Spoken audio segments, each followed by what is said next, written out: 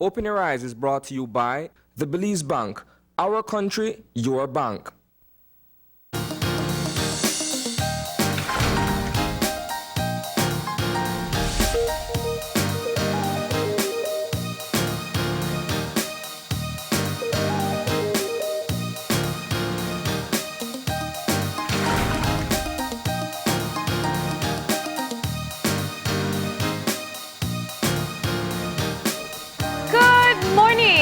Welcome to Open Your Eyes. Start your morning right. I am John Palacio. And I'm Marlene Cuellar, and thank you for joining us this morning. It is a lovely Thursday morning. That's it's a day right. before, huh? That's it's a right. Thursday. We're But it's almost looking there. Good. We're almost there indeed. No, hey, never mind us. It's always nice. But we've got the pros on the line to tell us exactly what the weather is going to be like. All right, we got Michael Gentle on the line. Good morning. Yes, good morning. All right, looking forward to the update. It's been wonderful weather for the past few days. What are we expecting today? Okay, we expect these conditions will continue for today. We just some slight changes tomorrow. For today, we expect it to be sunny with a few cloudy spells. Partly cloudy to clear tonight, and little or no rainfall is expected. Okay. For tomorrow, we can also expect some cloudy spells, along with isolated showers, a chance of isolated showers, or we can have a few periods of light rain developing. Okay. And what about our winds? Okay, winds would be from the east and the northeast at 5 to 15 knots, and this will produce choppy sea conditions. All right. And the temperatures for today? Okay, we're expecting about 80 along the coast, 82 inland, with 74 in the hills. For tonight, 73 along some coastal areas, 68 inland, 62 in the higher elevations. Now, you told us a bit about changing weather on Friday. What's the extended forecast looking like? Just slight changes for Friday, where we could get 1 or 2 showers here and there with some periods of light rain developing. And we should go back into mainly fair conditions going through the weekend and into the new work week. All right. Well, thank you very much for that update. Okay, you're welcome. You have a great day today. The same to you. All right. All right, here we go with Mike Gent, who is the forecaster on duty at the National Met Service. Well, we know what the weather is going to be like now. Yeah. Remainder of today and tomorrow, things could change. That's right. So we will enjoy the last of it. That's what we're going to do. I'll tell you what, I really enjoy it. I have the fun on that corner. And everybody facing does you? enjoy it. Yes. Oh, facing okay. me. Because, Okay. look. I know some people just have it on for the sound. No, they face me, but on the lowest. And still wearing that quilt. All right, but yeah, it seems like the cool weather is leaving us behind. We get just a nice day today, and that's fine, Definitely. right? Looking forward to that, you know. So we're going to keep things moving, and we're going to shift gears to a little bit of motivation for this morning. So it's time for our eye opener. And our eye opener, taken from dailyom.com, goes like this. So often, we are sabotaging ourselves by being in our own way without even knowing we are doing so. During those times when our lives are filled with what seems to be constant change and growth, it is important to remember that we need to be gentle with ourselves. Since it can be easy to use our energy to keep up with the momentum of our lives, we may not be aware of the fact that we are much more likely to run ourselves down.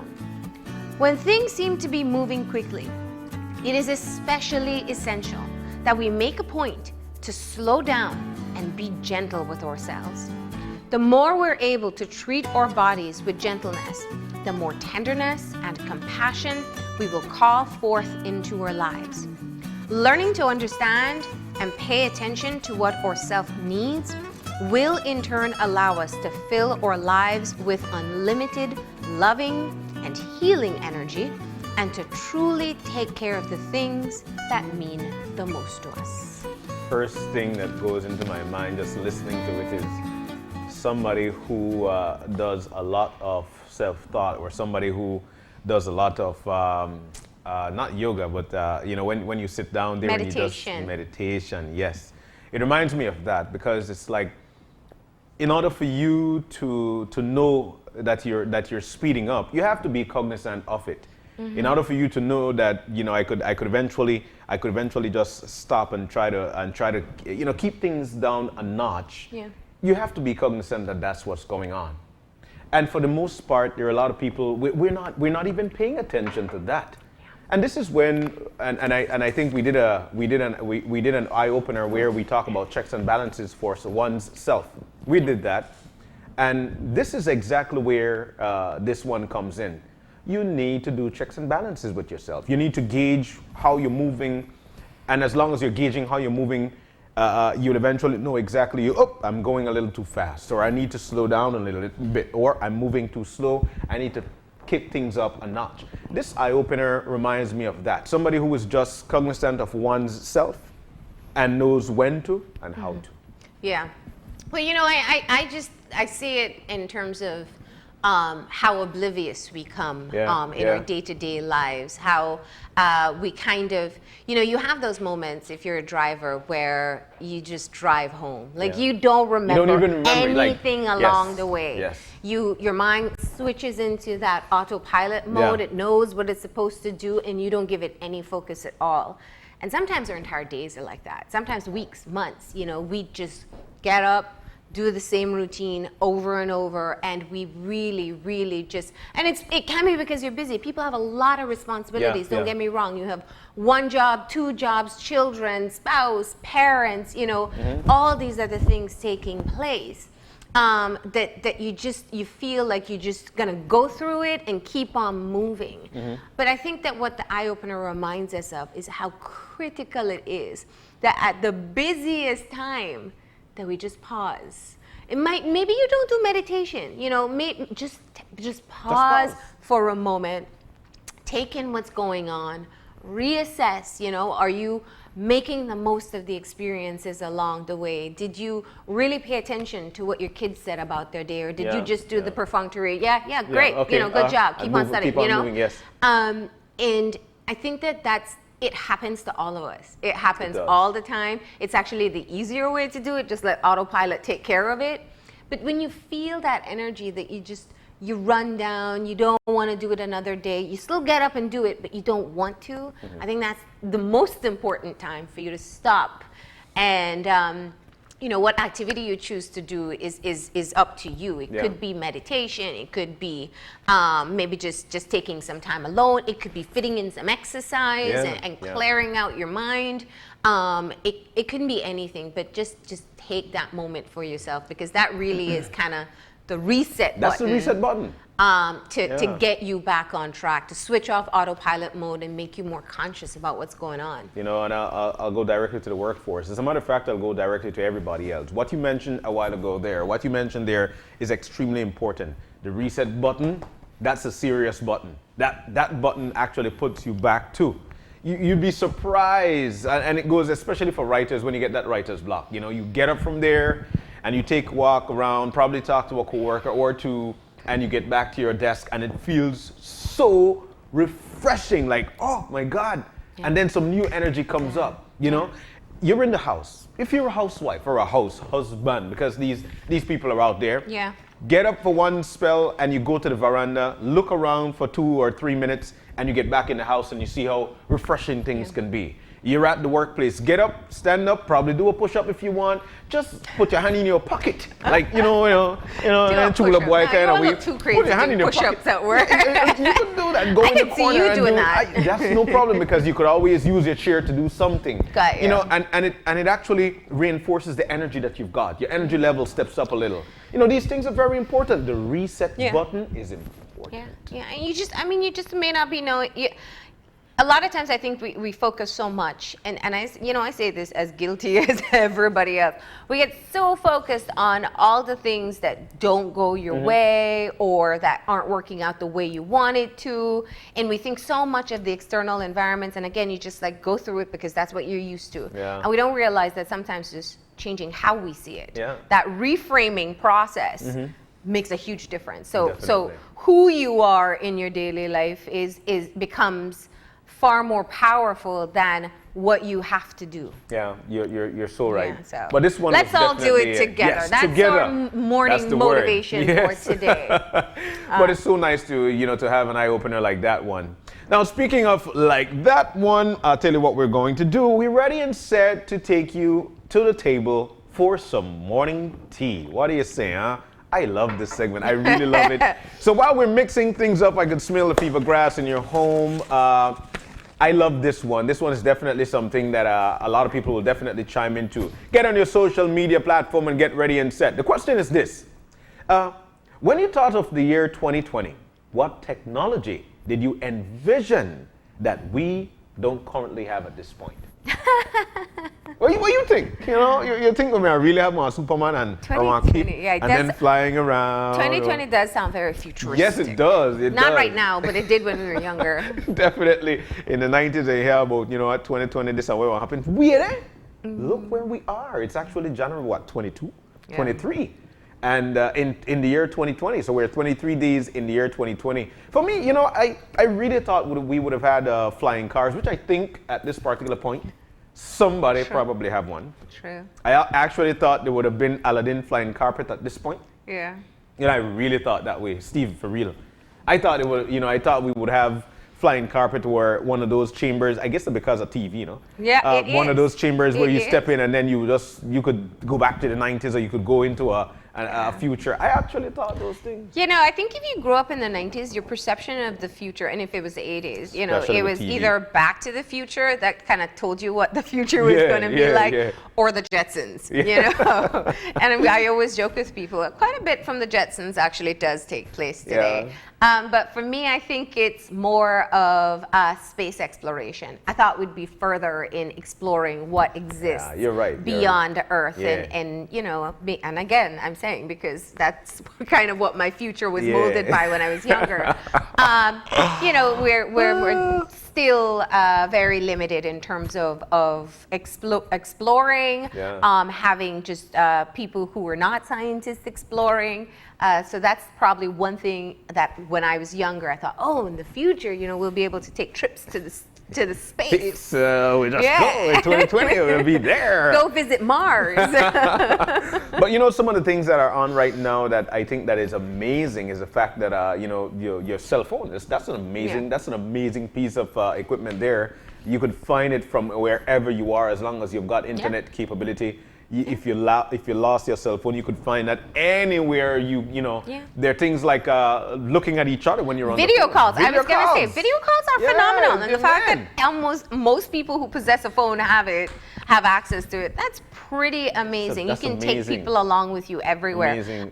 You can do holograms now. There's just so many amazing things. I was Everything. joking around with a coworker, I'm sure some teachers won't like this in school. Let's hear it. But some of the skills we had when we were younger, I bet if I challenge you to remember some of the cursive letters, you probably don't remember them. I think I remember most of them. Yeah. We should have been bringing pen and paper. I thought so too, till we challenged ourselves, and there were a few that got us stuck. So these skills that we learned back then that were very important. Very important indeed. It's writing shorthand. Yeah. My daughter, she is 9 years old, going on 10, and she's excited about cursive. So when she hears about cursive, she wants to do it.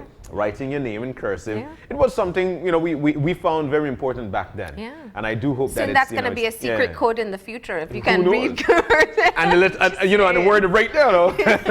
And it's a secret code.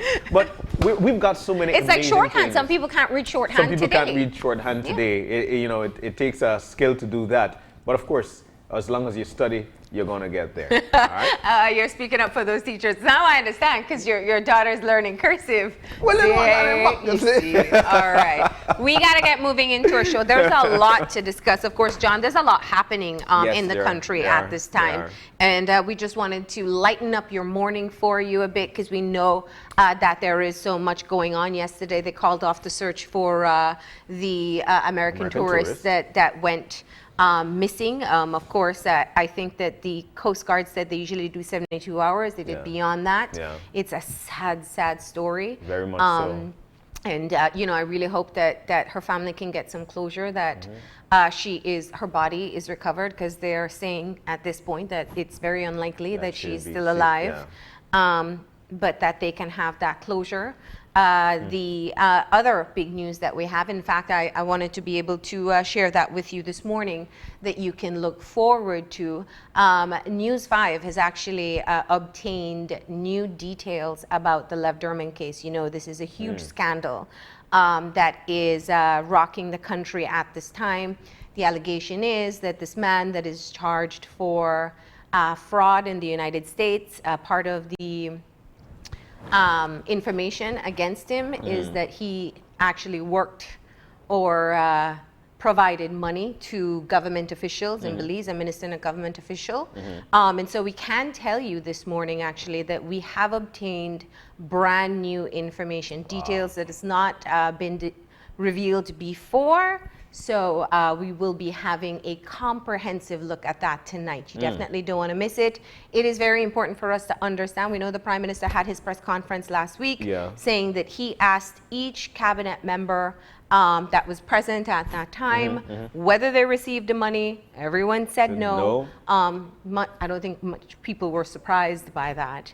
But like I said, we do have some brand new details that you want to know, and we're going to be sharing that with you both on our online profile on Facebook and also in the newscast tonight. So do look out for that. Definitely, and this is the reason why I continue to tell people and tell you, the public, that tune in on 6:30. At 6:30, that's when we throw out to you the hard-hitting news of exactly what we hear, and of course, our folks here would find out and provide that to you. Yeah. All right. And speaking of other big news that's taking place, I think the Lev Derman scandal is definitely one, so you want to look out for that tonight. But we know that another talked about issue is the Equal Opportunities Bill. Of course. And speaking of the Equal Opportunities Bill, yesterday on the show we had the CEO in, along with the lawyer who to discuss the rollout of the Equal Opportunities draft bill. But for this morning as well, for the first segment, we'll be discussing this bill again, and this will be from the church's perspective. So that's going to be the first segment this morning. All right. And the second part of our show, always an important conversation. We're going to be having a conversation with the CEO of Kolbe Foundation, and we're talking about prison reform. There's a visiting professor in country, and he visited the prison, and there's some insights that they're sharing and ways of being able to improve the system. So that's going to be the second part of the show. And in the third part, we'll be lightening things up, but then again, education. It's very good for education. International Lego competition. It's going to be our third conversation for this morning. It's going to be good. All right. That's what we're going to be discussing this morning. So, but before we go to our break, we have our birthday shout out. And we want to say a big, big happy birthday to none other than Russell Humes. Russell Humes, happy birthday to you, Russ. Wishing you all the very best from all of us here at Channel 5 and Right to Run. Open your eyes. Then again, if it is your birthday today, we want to wish you a very happy birthday. All right, we'll take that break, and when we come back, we're going to be having a conversation with a representative from the Catholic Church about the Equal Opportunities Bill. So please stay tuned.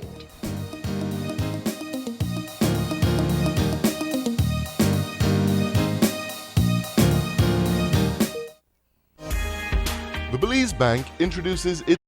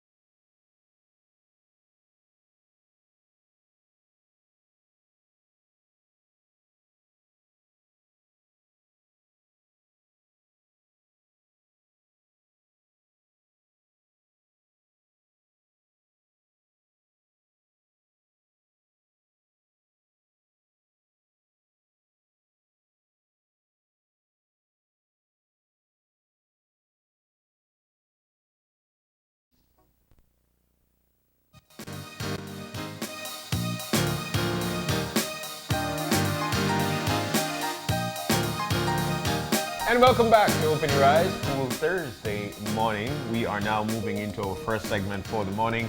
We've got an esteemed guy here with us. He's actually Father Brian Christopher from St. Martin's de Porres Parish.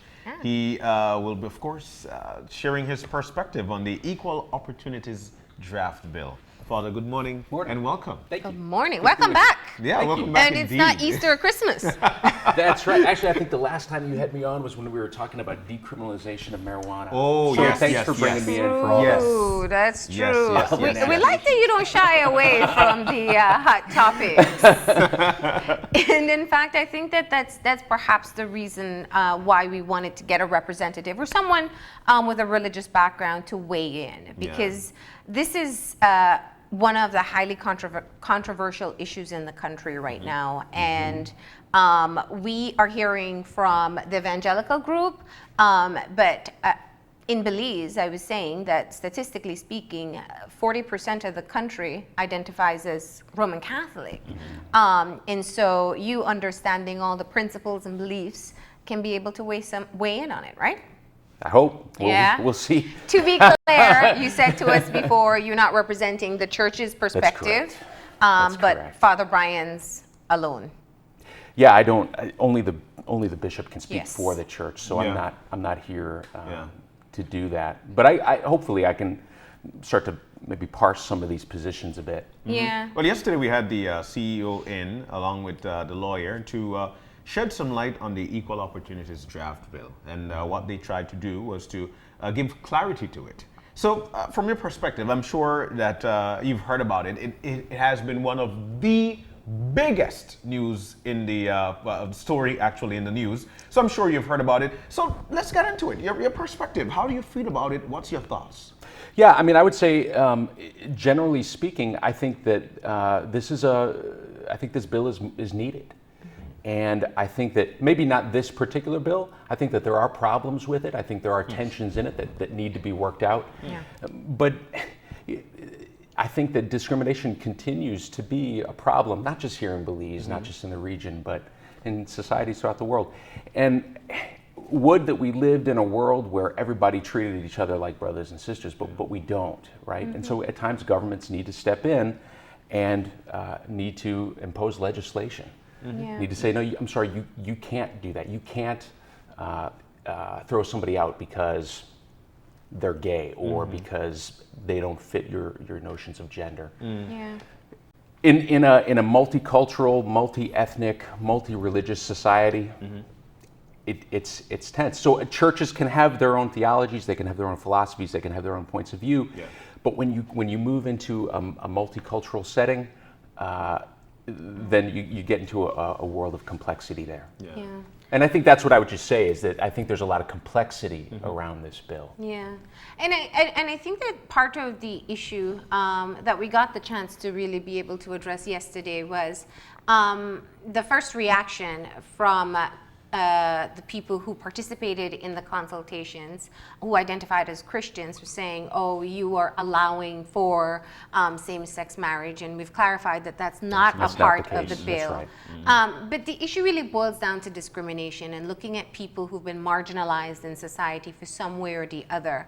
And I think that the struggle is being able to see how Christian beliefs can not align with the protection of marginalized groups. And that's where, I think that there seems to be a disconnect. What are your thoughts on that?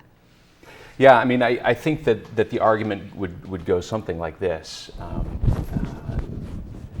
And let's be clear, I think the Christian groups are mostly focusing in on the LGBTQ Yes. issue, right? To the exclusion, I think, of the other 17, 18 categories that are Yeah. listed in the bill. So that's important to highlight, is that this bill is not just about sexual orientation or gender identity. There are a lot of things going on. But I think the argument goes like this, that there are homosexual actions are disordered, they're sinful, and and so you don't have a right, therefore, to do that. You can't say that you have a right to marry somebody of the same gender, for instance, because this is not within the natural order. This is not within the natural law. So I think that's what the argument is. Now, the other argument, and let's be clear, I don't think Christianity speaks with one voice. I don't think we ever have historically. I think that the other thing that we would say, though, is that it's not okay to discriminate against somebody. We are brothers and sisters. We are all children of God, regardless of who you fall in love with, regardless of what your sexual orientation is, and that we have to treat each other that way. So I think that's where the tension is. Yes. In the Gospels, Jesus is very clear that the commandment is love of God and love of neighbor, and all the other laws, all the other rules, all the other commandments are summarized in that great commandment. And so if we have particular teachings of the church, and here's something that I would push back on with regards to the evangelical opposition, or even the Catholic evangelical opposition, is that if we can have teachings and we can have particular philosophies and we can have a theological understanding of human rights and human nature, but if we can't enact that with love, how authentic is it? Does it really align with the Gospels and with what we're about?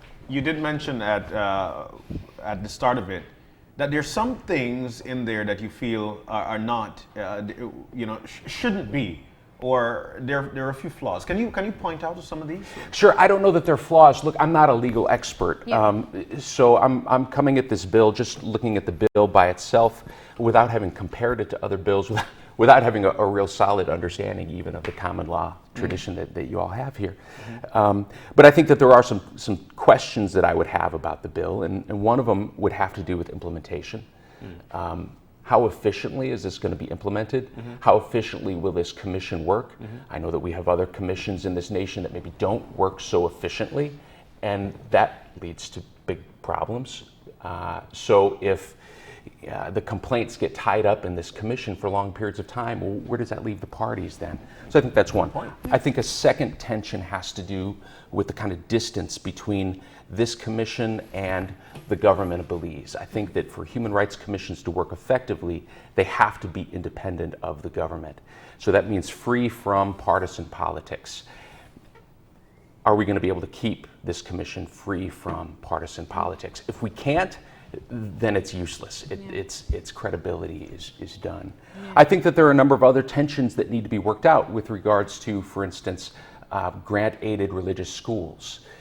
How is this bill going to apply to them? I know the bill has certain provisions for protecting religious bodies, certain exemptions for religious bodies. Is that going to apply to religious schools? That's a tension that needs to be worked out. The specific example that was used yesterday was all-girl, all-boys school. That the bill wouldn't allow for any change in that situation. But are you referencing having someone of a different denomination going to a church-sponsored school that doesn't match their faith? No, I was actually thinking more along the lines of something that in Catholic management they've talked about for a while, and that is having a code of conduct. And what if that code of conduct says, well, you know what, if you are in a same-sex relationship, or if you are divorced and remarried, can you still teach in our institution? I think that there are a lot of people in the church who would say, no, absolutely not. You're setting a terrible example for the kids. I think that there are others within the church who would say, well, are you a good teacher? But that's a tension that's going to have to be worked out. So you feel there's a lack of clarity? I think that there is a lack of, from my part as a non-legal scholar, there was a lot that wasn't clear. But I think also as a society, as a whole country, I think we need to come to more consensus about some of this. I think that this bill has really stirred up a lot of really, really big questions having to do with the role of the church in the public forum, for instance. How far can a government go to impose human rights? How far can a government go to define human rights? What are the limits of that? What are the beliefs that we all share, whether you're Catholic, whether you're evangelical, Muslim, atheist, whatever? What are the beliefs that we share in common that hold us together as a society? Have we had these discussions yet? I think that this bill, one of the things that I'm excited about is the prospect of delving into some of those really big discussions. Well, I think that the challenge is that what I've heard from the opposers to the bill is that being able to have a legislation that even includes, in other words, naming or listing these particular groups is almost an acceptance by the government and a broad acceptance for the rest of Belizeans. What's your perspective on that? I mean, we know that people are gay. We know there are gay people in this country. We know that there are people, we were told, who are intersex, that there are transgender people, that there are people with HIV. So, you know, having it in a legislation is not necessarily enforcing or creating a space. These people exist. You're right, and I think that is a problematic standpoint. The Catholic Church is fairly clear about what it teaches about homosexuality. However, the Catholic Church also teaches that one ought not unjustly discriminate against somebody because they're gay, and I think that's where we can start a conversation. That's where we can start a conversation about this. Father Brian, you know, the Catholic Church has had one of the more progressive popes leading the institution for a while, and he speaks very openly of changes and progression that needs to happen within the church. I find it interesting sometimes that what the message is coming from the head of the institution isn't necessarily being replicated in what is being spoken publicly here in Belize, and I don't know about other countries. Yeah. How do you explain that to people? Someone who may be tuning into EWTN and feeling enlightened that Pope Francis acknowledges homosexuals and speaks of equality, or talks of even changing the dynamics of who a priest can be. Yeah.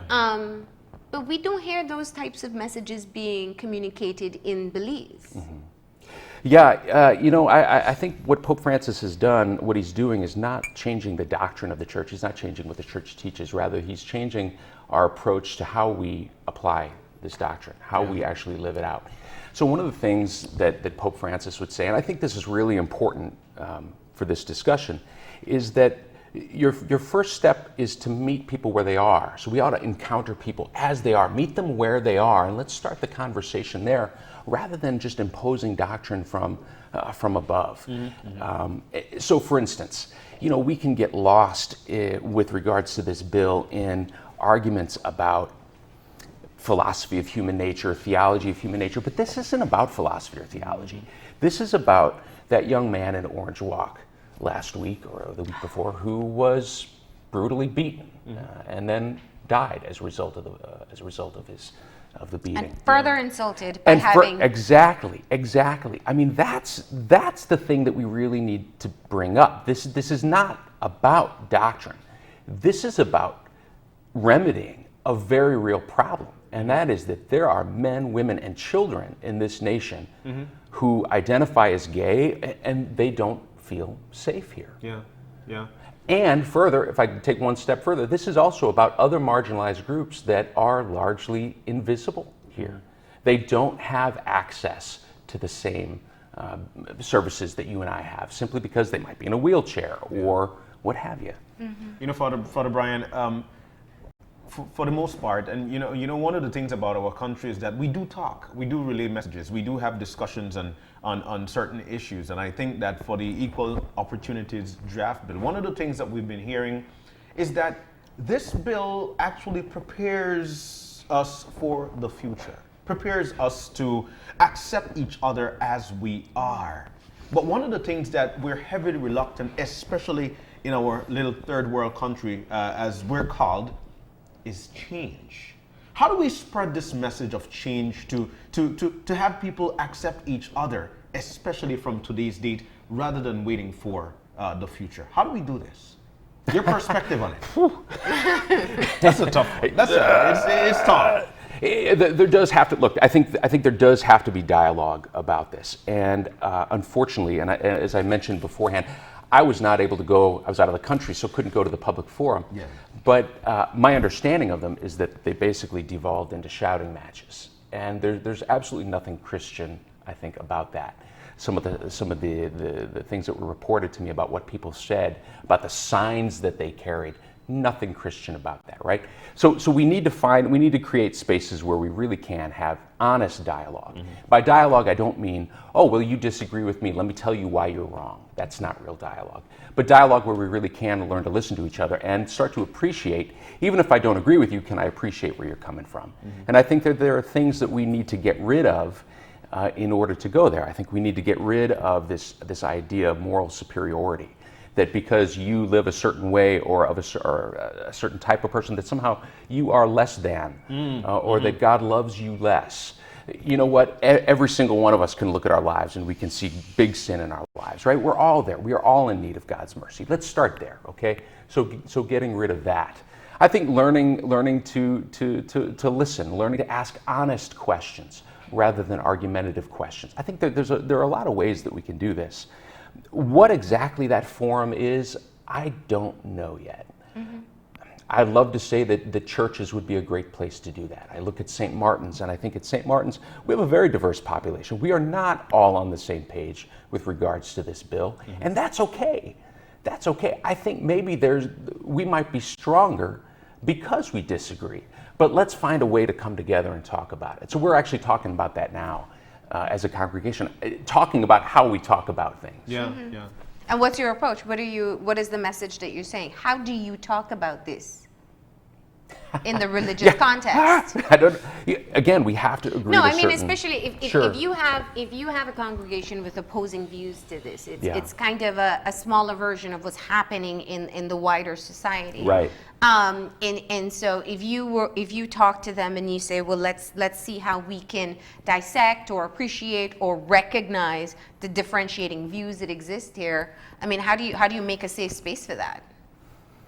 Because we haven't seen that publicly. I mean, you are right. It's shouting matches. It's very hateful. And very unfortunate to watch. Well, I think one thing, and I mean no offense by this, you got to get the cameras out of the room, and have people talk as people, right?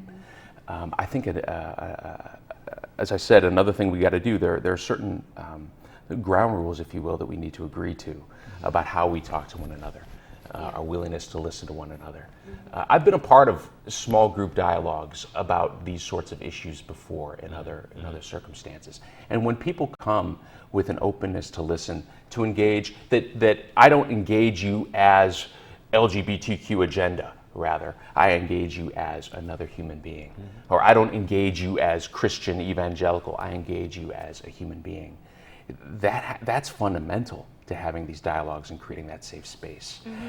How you move people to that, I think you got to start with small groups, and I think you need to just take a chance and do it, and risk that people are going to get upset, and people do have strong feelings about that, and that's okay too, right?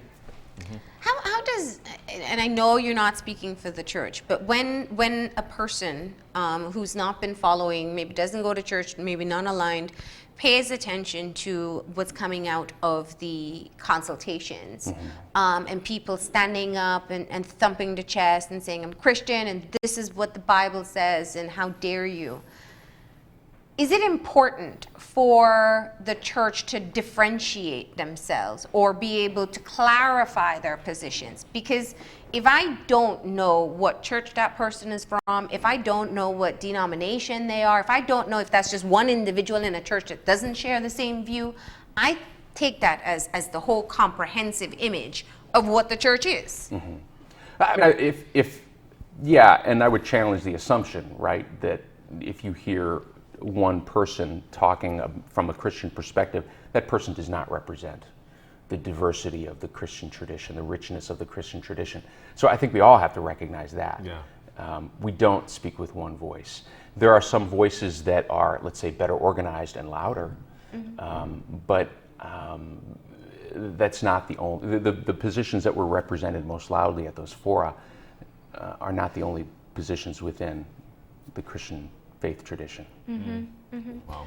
Now, one of the criticisms that then comes as a consequence of that is, well, where are the church's voices on domestic violence and the death that we see of children based on the violence in this country? I know you're at St. Martin's, and I know that you quite frequently have to bury people just from your very own community because of gang violence.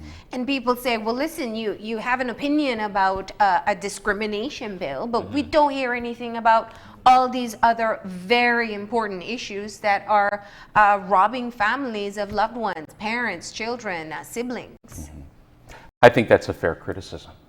I think it's a fair criticism. I think, as a church, we cannot be involved enough when it comes to combating violence in all its forms, whether that violence is verbal, emotional, physical, sexual, what have you. But on the other hand, I would say that we are involved with it. Come to St. Martin's, we're involved with it. We're knee deep in it. We preach about it all the time at St. Martin's. We talk about it at our school a lot, all the time at St. Martin's. We're being as creative as we can to try to heal our kids in our school and to try to help families heal so that the violence can stop. So it is happening. It may not be getting the press coverage, but it's happening. Wow. Now, if you were to have an opportunity, perhaps to get some of the main voices to the table, what would be your starting point in terms of having a meaningful conversation and moving forward? I think I would, starting points, so two ideas. One, I would want to communicate to that group that, for those who are hardcore secularists, who would want to keep religion out of the public forum and, hey, just keep it in your home, it's a private issue. We've never lived in a Belize like that, and we likely never will, right? So let's be clear about that. On the other hand, I would say to my hardcore co-religionists who think that every law in this nation should be derived directly from the Bible, well, guess what? You live in a multicultural, diverse society with people who indeed are gay and are transgender. And you may not like it, you may not want to see them, you may not want them around you, but they're there. And so neither of us are going to be living in the Belize that we would want, right? So we have to work together to figure out where we're going together, right? We have to be able to work, we have to be able to talk together. So I think that would be a starting point. I think a second starting point is, rather than talking about what divides us, what can we agree on? Like, I think we could all agree with this bill that if somebody comes to the hospital looking for treatment, if they're transgender, they should not be denied. I mean, I would think that even the hardest core people in opposition to this bill would agree with that. So I think that when it comes to non-discrimination, I think there is room for agreement here. Yeah, but I mean, if we were to simplify what non-discrimination is at its core, it should be the guiding principle of almost all religions that I'm aware of. Is that not the case? I would agree with that. I would agree with that. This core belief that you and I are both made in the image and likeness of God, and it doesn't matter where you're from, what language you speak, whether you're in a wheelchair, how old you are, that we are all made in the image and likeness of God, that this is fundamental, and we have to learn to treat each other like that. Again, even if we disagree, or even if I think that you're committing a sin by gambling away somebody's pension, to use another example, right? But you're still a human being, you're still a child of God, and I still have to love you. And I'm probably, on a practical level, I'm probably not going to change you by taking a doctrine and hitting you over the head with it. And this is another thing that Pope Francis has talked about, that the teachings of the church are not meant to be a club to beat people with. The Bible is not meant to be a club to beat people with. The way that Jesus worked was with love. Jesus went to Zacchaeus first, looked at him, loved him. Any changes that came in Zacchaeus' life came after that. We have to do it the same way. Excellent. That's a great point. Father Brian, you are a leader in your community. You're a leader in the St. Martin de Porres Church. And one of the things that we spoke about yesterday with this bill is to continue to spread the good word about the bill and continue to engage people in learning about it so we could eventually accept changes, because it is a road to the free world, or so we say. We know that you just got back into the country. Have you mentioned anything about the bill? And if so, what are the questions that were asked, if you could remember? I ask this question because there are people right now who are listening and would want to ask a question, but they probably don't know where to section it, where to start. I think that people are being hit right now with a lot of misinformation about what this bill is. So hearing things from people saying like, well, if this bill passes, then there are certain things that we can't talk about as a religious congregation anymore. It's going to be illegal to talk about them. I'm not sure what that's referencing. I don't know. I really don't know. I'll say this. I feel like one of the interesting things about this bill is that it forces all of us to dig deeper. I would encourage everybody to sit down and read through the bill and see what questions come up. Last night, I got a text from somebody saying, well, the Marriage Act doesn't specifically define marriage as between one man and one woman. So I found myself sitting reading the Marriage Act of Belize. Not my normal way of spending an evening. And then going into the Supreme Court of Judicature, reading what they say about marriage. But if this controversy pushes people to read more, to think more deeply about these big questions of church and state, amen. Do it. That's great. Yeah. That's great.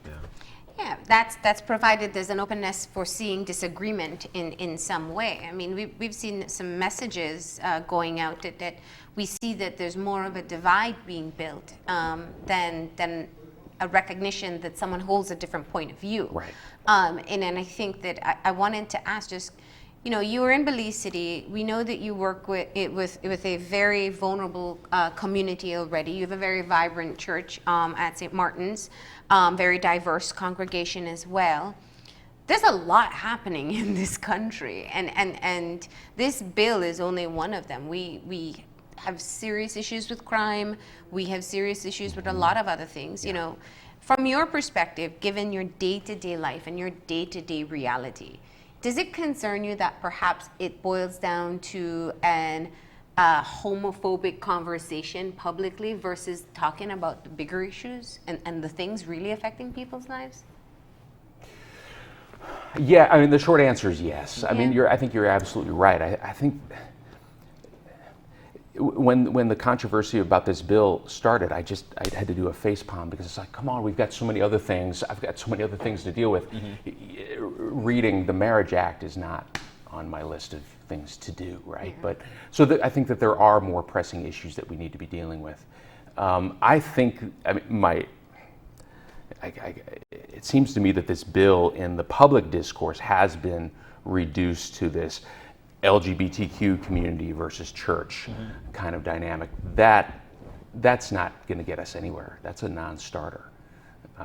We do need to figure out ways to talk through this. And one of the things that you mentioned, St. Martin's, one of the things that I find there is that, when people are calm, and when you don't have cameras pointing at them, and they're not part of this mob mindset, people really are fairly rational. People are fairly reasonable, and there are things that we can agree on. Like, for instance, I don't know everything about everything. I'm wrong about a lot of things, and even though we disagree, that doesn't make you wrong, and so maybe I need to listen to you. I mean, these are basic things that we can all agree to, and that can form a starting point for a conversation. Also, with some of these other issues, domestic violence. We're all opposed to domestic violence. Let's talk about how to do something about that. Yeah. So, short answer, yes. Well, we appreciate you coming in and sharing your perspective. I think, we recognize that there are very different views to this issue, and we really wanted to be able to get one from a Catholic representative. Yeah, it's complex. Let's not avoid the complexity. Yeah. All right. Thank you very much. Thank you. Thank you. We are going to go ahead and take a break. When we come back, we are going to be talking about prison reform. That's coming up after the break.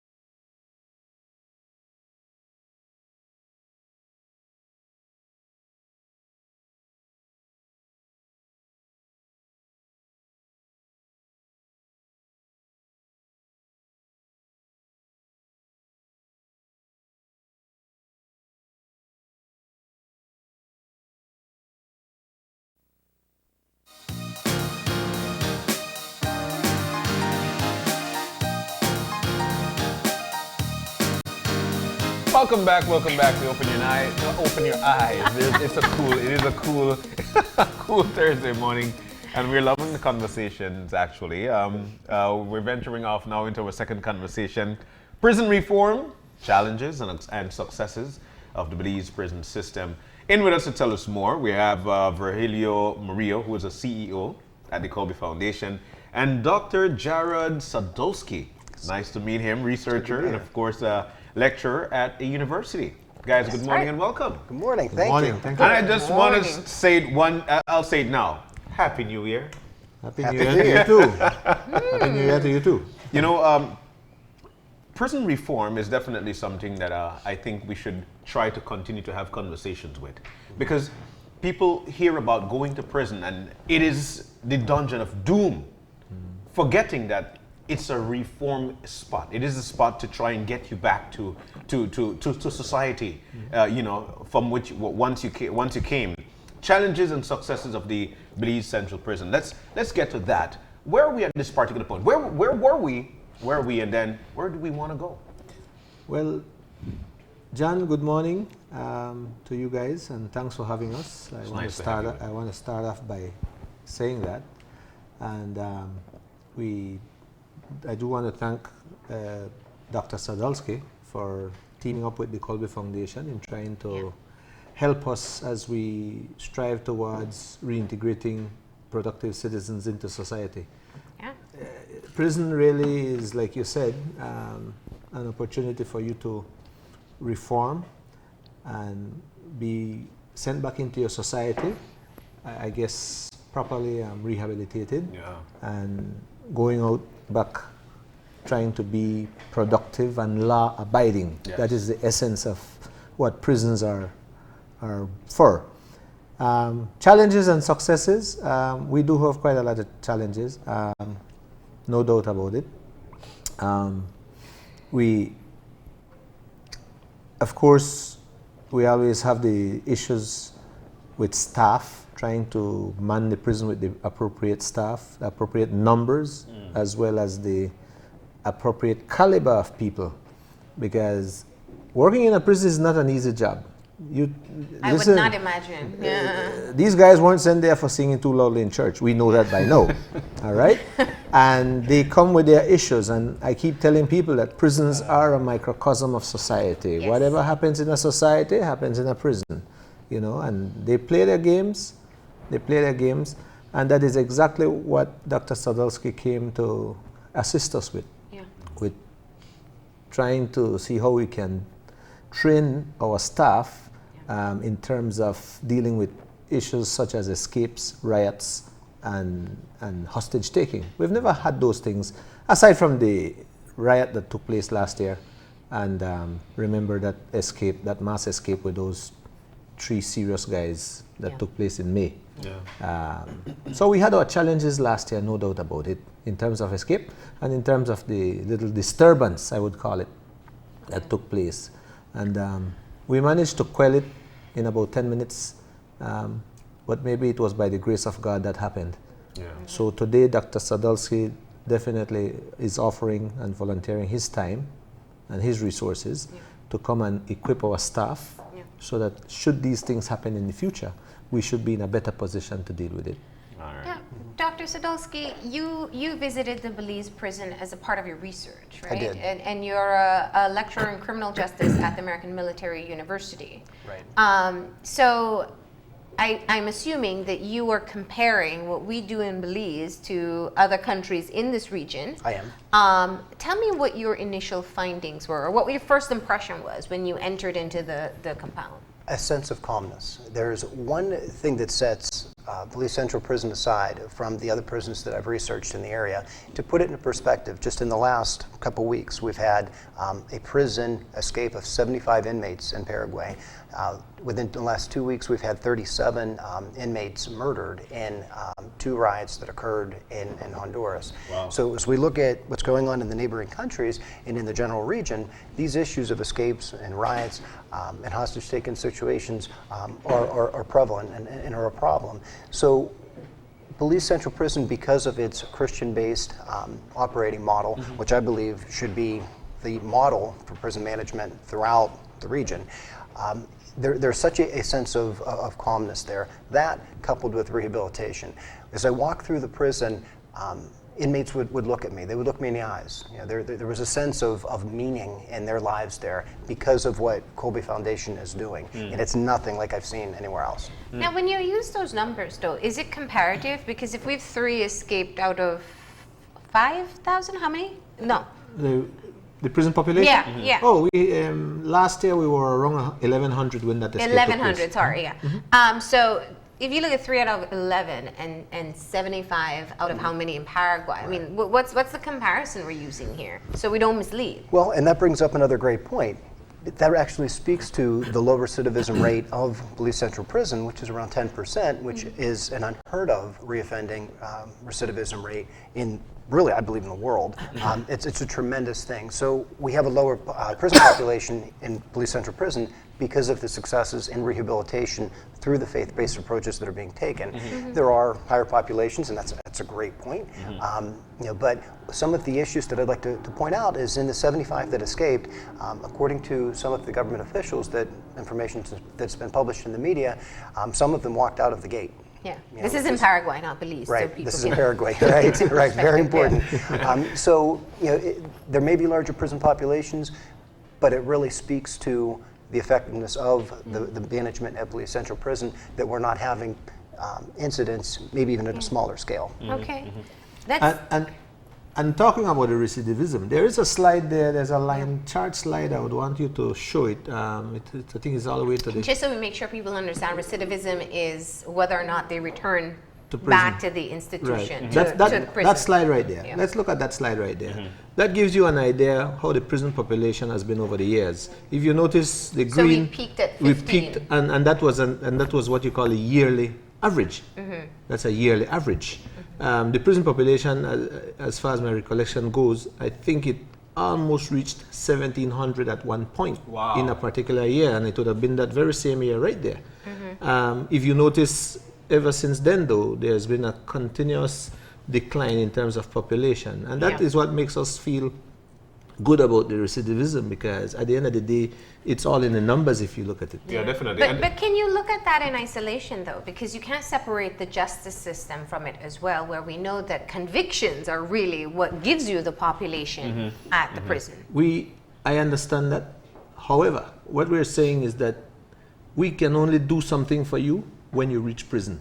So if you don't reach prison, and I don't know how you gauge that, I just know that when it comes, because this recidivism that we're talking about is recidivism as it relates to imprisonment, and that is where, and that is remand and convicted. Because I'm saying to you that the overall population includes both the remanded and the convicted prisoners. That's the average population you're looking at there. The point I'm making is that you see all of these discharges, people get sent to prison for a little bit, remanded for a crime. There are times when they're not convicted, they are acquitted of the charges, those kinds of things. Some of them serve their little sentence, whether it's 3 months to a year or 5 years, whatever the case may be. They go on parole, remission, whatever. The bottom line is that they're not coming up, and it shows in the numbers because the numbers aren't going up. They're staying down despite the crime situation in our country. I think one of the things that we shed light on for a number of years, I don't recollect the year as to when the decriminalization of the 10 grams of marijuana. That would have been in 2017. Okay, so that's in 2017. What are we seeing now? Because I think that decriminalization actually would be one of help to the prison system or the prison for not having people in prison for 10 grams. How is that playing out? It does have it has a little effect, but not a significant effect, so to speak, because what we saw is a little increase as it relates to burglaries and theft and these kinds of things. There's a slide there that will show that. If you could go back a little bit so I can explain it to you. Go back. Right there. Go for it. Look at that. That slide compares 2019 with 2018. And over the last 3 years, I've been seeing where the imprisonment as it relates to crimes of dishonesty, which is robbery, burglary, and theft. Over the last 3 years, I can tell you with certainty that we have seen that number rising. Similarly with immigration offenses. we've seen that constantly climbing for the last 3 years too. So one of the things that stood out, if you notice, there was a 21% increase in terms of firearm offenses last year. You see that drug offenses, those are the drug possession. Some of those things are for possession of pipes. I mean, crack pipes. It's not necessarily the possession of the 10 grams. Yeah. And that is why I'm saying that it has a little impact. Okay. Yeah. So I wanna go back to what we are finding so far, and Dr. Sadowski's findings, and how we are moving forward with that. So the key thing is, and I know a lot of people are very critical of it. There's still people out there who say some criminals shouldn't even go to a jail because it's a good life, right? And what you're saying is that you have found that the environment at Colby has been a positive one versus those in the region because of the other integrated programs that they have. Absolutely, Yeah. absolutely. And you're not seeing that in other places. Not to this extent. Okay. Not to the extent. The first time that I visited the prison, I heard faith-based music being played through the prison speakers. There's church being held there 7 days a week. There are different programs, such as through the ARC program, that is effective to where inmates are serving out the remainder of their term, completing programs that are helping them deal with what brought them there to begin with. Yeah, yeah. But what, you as a professional, Dr. Sadowski, what are some of the challenges that you noticed there at the Belize Central Prison that we know that could be corrected at a very good rate? Well, it's something that that honestly it exists in many prisons as well. Mr. Murillo and I have become very close over the last year working together, and one of the things that I've come to understand is the issue of resources. You know, whether it's equipment, whether it's personnel, whether it's financial, resources are really something that help promote what the prison's pursuing and trying to accomplish. Yeah. Now, you know, when you look at criminal justice, one of the key things to be able to keep in mind is that the prison, and Mr. Murillo and the responsibility has there is just one element in really what rehabilitation is, and even just the entire process. It goes through police, then through the courts, then to the prison, and then reintegration back into society. When you look at the full cycle, how would you assess that? Well, I've met many Belize police officers. Matter of fact, last year when we were here, we did a police stress training seminar with the police officers. I met many wonderful police officers that are going out every day, working hard, doing their jobs. I've also met some in the judicial branch, and it's been my perception that everybody is working hard with the opportunities that they have to make everything work and for the 3 different programs to work. The challenge, I think, or what I have heard very often is looking at the reintegration process. You know, a lot of times people come out of the prison, out to Colby, whether on remand, whether time served, and they cannot get a job. So, you know, you equip them with skills, you provide education, but they still come out without opportunities. Right. One of the things that I noticed on that initial visit was the amount of inmates that are engaged in different trades activities. There's a fully functional woodworking shop. There's a 220 acres, most of which consists of agriculture. And so the best way, in my opinion, to solve that problem is what Colby Foundation's already doing, which is giving them skills that they're able to go into a piggery, into a woodworking shop, into trades that they've developed in the prison. Matter of fact, the guard stands have been made by the inmates, which has provided masonry skills. And those are really the best way. That, coupled with getting over the stigma of hiring convicted felons, you know, that's also another issue. Every year, people get out of prison with certain skills. This year, we're looking forward to releasing another few prisoners who have certainly met all the requirements as it relates to rehabilitation and reintegration. Wow. And I know for certain that there are some with wonderful skills, of making things with their hands. I mean, I'm talking about woodwork particularly. the only encouragement I can give to the public is to support these guys with their products when they produce them. Of course. Because But we need a display area. Yes. You know, this is from the Colby Foundation, and I think that if we go that route, then we these guys will eventually see. You know what? I could be a very productive citizen. It would be very disturbing for them to come on out and say I'm worth nothing to produce and cannot yes. sell. And Right. so this is one of the avenues I think we need to go. We need there must be a display area. But while we have these guys in there, what are the skills that they're gravitating more to? Well, like Dr. Jarrod just alluded to, there's always a stigma, and I keep talking about the stigma. And I understand, I do understand the public. Creole have a saying where say, man will get snake bite run when they see maklala, and I understand. It's kind of hard. How do you regain that trust? It's going to take some time. Yeah. Right? So when a businessman is very cautious about hiring somebody who had gone to prison for robbery or burglary, you could understand. Yeah. And that is why we're pushing the whole issue of trying to teach them to produce. Yeah. Because if a guy, I'm sorry, the La Ruta Maya purchases every year. They support us by purchasing all those little canoes that they issue for the La Ruta Maya race.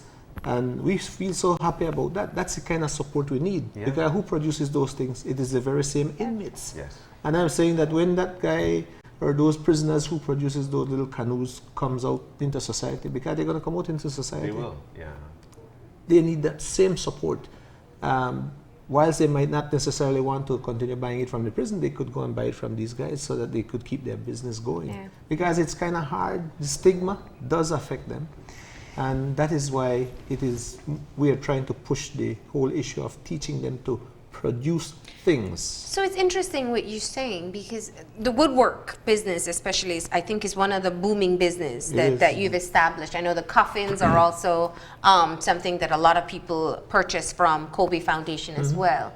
But people are purchasing or accessing the skills of the inmates through the Colby, kind of like altruistic, I'm participating in helping, but not after they come out of prison. Yes, and that is what we want to push. We want to encourage them to, these little guys are going to set up their business and just support them. Interesting. Buy from them. Dr. Brian, Dr. Sadowski, I don't know, the name is just there. You have given kudos to the Belize Central Prison because you've never seen anything like it. You're a professional. You've worked a lot of places, a lot of prisons. What are you going to take away from here and take on with you when you go to your next destination?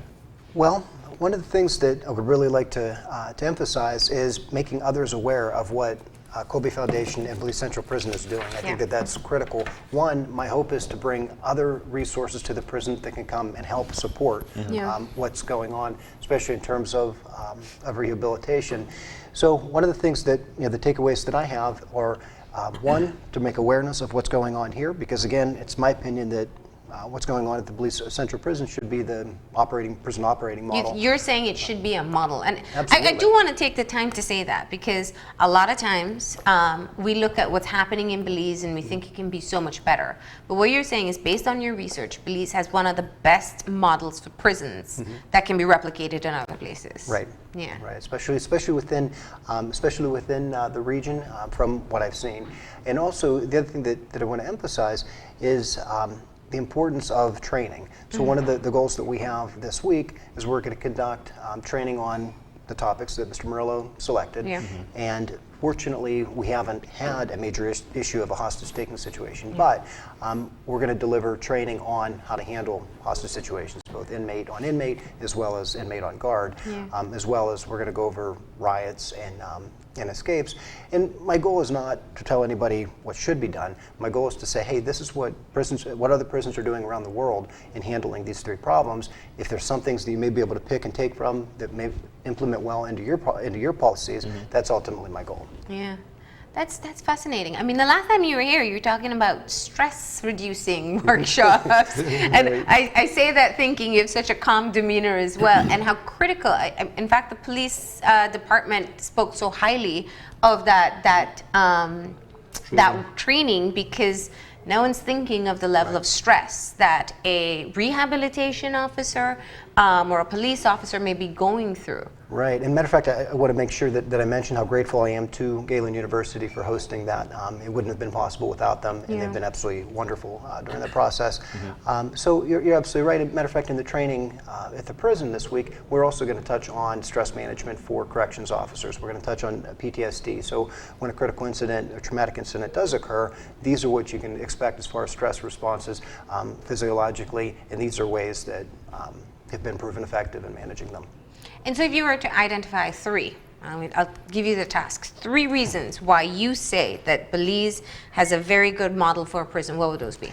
The first one is because it is faith-based. That is what I credit the success of the Belize prison to, and it's throughout the prison. It's you could see God at work throughout the prison. So to me, that's number 1. 2, it is the mutual respect between the staff and the inmates. It's incredible. Every day that I've gone to the prison, I've seen inmates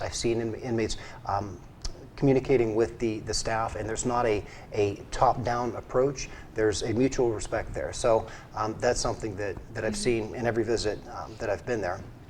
And thirdly, I would say the rehabilitation program, in particular the ARC program, I think is highly effective, and I think that that's really one of the biggest successes of the prison. All right. Now, on the flip side, what would you say is a weakness that you've identified that can be remedied? Yes. Okay. Staff shortages is a challenge, and training. Training is key. There's a lot of excellent training that's being done, but I think that's an area that we can improve, that we can strengthen. And that's why you're focusing your task with the prison. This year's visit to Belize. This year's visit in training. Correct. All right. And as we said, it is riot management, handling escapes, and hostage-taking situations from both inmate to inmate as well as inmate to guard. We're not putting out suggestions here of what the inmates can do, because we don't get very often. No, we're not going to go into the details. Okay. We won't do that. Yeah. Well, we need to know what to do when that time comes, and when that time comes. And this research is basically what I'm presenting is just research that I've done throughout different regions of the world, and just showing how other prisons have handled these types of issues in hopes that that maybe something could be taken from it. Mr. Murillo, I would just go ahead, ask the question. while we continue to strive for success there at the Colby Foundation, are there any new programs that were implemented, or are there any new programs that you're planning on implementing to enhance how things are working there? Well, over the last year, no. We're still carrying on with what we have already established, because those programs are working. Yeah. Listen, as it relates to programs, you would want to implement just about everything. Yeah. But resources is a problem. Getting the people to come in and train is a problem, because you don't find many Jared Sadolskis around, that are going to take of their time and their resources to come and volunteer. Yeah. You don't have that happening. I mean, what we have a lot of sponsorship on is certainly the different faith-based ministries in the country, because quite a lot of churches visit the prison, and they go and they offer their services to their followers, if you want to call it that, that kind of stuff. Yeah, but program-wise, like I say, we are pushing on with the ARC program, which looks after your your addiction, whether it's alcohol or drugs, drug addiction, drug treatment, and then we do have the RRC, which is the ones for the remanded inmates who are mostly into gangs and affiliating with gangs and doing gang things. So that addresses that issue. I wanted to ask that they show some of those pictures that I there were some pictures. They're showing quite a bit already. But go to the PowerPoint that I just brought, the recent one. Yeah. And I want to go through some pictures, because I want to show you some of the challenges that we have at the prison. What are you talking about specifically? That right tell there. us. Yeah. This is one of our challenges. All right. So what is this? That is a Smuggling. butane tank that the prisoners use to, well, actually 2 butane tanks that they managed to smuggle drugs and cell phone into the prison. So how do they get a butane? Well, it's a privilege for those who are pretty much contributing to. It's a privilege. It's catered for under the prison rules. You can get privilege. Everything in a prison is privileges, not rights. So if you, let's say, you're contributing positively to the industry and the well-being or the welfare of the prison and prisoners, you get an opportunity. Yeah. This is just some of Holes the in way the they wall. hide. Yeah, they bore holes in the wall. So that's a DVD player where they hid the battery. What is being covered there in that napkin is a battery for a cell phone. If you notice, that is one of the books from the library. Yeah. They actually cut That's it out. straight out of to- Shawshank Redemption. Yeah, Right? I thought the same thing. I saw that this morning. to hide their cell phone after they finish using it. Okay. That's the pile of drugs that were found. But I'm just trying to show you the challenges that we have with these drugs and cell phones in Yeah. prison. You know, and I think that naturally, you said it very clearly before, that it is only a smaller version of what will take place in the wider society where Absolutely. people are going to try and push boundaries. But I have a different question.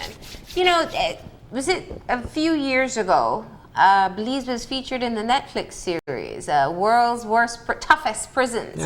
How did we go from one of the world's toughest prisons to to- one of the model prisons? Well, Good. I think when I'm it comes, trying to figure out how we got there. yeah, I had my concerns about that title because I never saw the prison as that. But I guess Netflix is all about making It money. is entertainment, Yes, agreed. entertainment. And you know, when I spoke to the people who wanted to do the series or documentary, I expressed that concern to them via email. I said to them, hey, I don't agree with it, you know. But they're saying, oh, but you get an opportunity to at least show your rehabilitation. And I think it kind of, as bad as it may have seemed, at the end of the day, I think what it really did, it really showed our rehabilitation efforts. And you said earlier that people think that the prison is a holiday camp. And Well, I was that kind about of to stuff. get to that question because I know people are watching right now and saying, listen, I don't want to hear about how much you're investing in prisoners. And this is not a sentiment that everyone shares, but there are people who believe that you have robbed me of my loved one. You have robbed me of my belongings. You've done something that warranted you to serve some sort of punishment. And for many, when they hear of rehabilitation programs and learning new skills, it's like an extended, all expenses paid summer camp that the rest of us aren't privileged to. So how do you counter these sentiments? And that is part of the problem everywhere in the world. Yeah. Yeah. Because perception is a thing, you know, and you know one of the reasons why we don't resolve issues a lot of time is because of your perception against my perception, and I guess the person with the loudest mouth wins. That is my thing. Yeah. Because people need to understand that deprivation of your liberty is the punishment. And I believe even when the judge is giving you a sentence, I think the judge takes into consideration all the factors, all the mitigating factors, and that is why the judge arrives at a particular sentence, because he would tell you, okay, you get 10 years, you become eligible for parole after you've served 5. I believe even in the judge's mind, he thinks that, or she thinks that after 5 years, you would have gotten the message. Yeah. Because even if you leave prison on parole, remember you're still a prisoner serving your sentence out in the society. You're just not behind bars. Yes. So it boils down to perception. Rehabilitation works. Treat people like animal.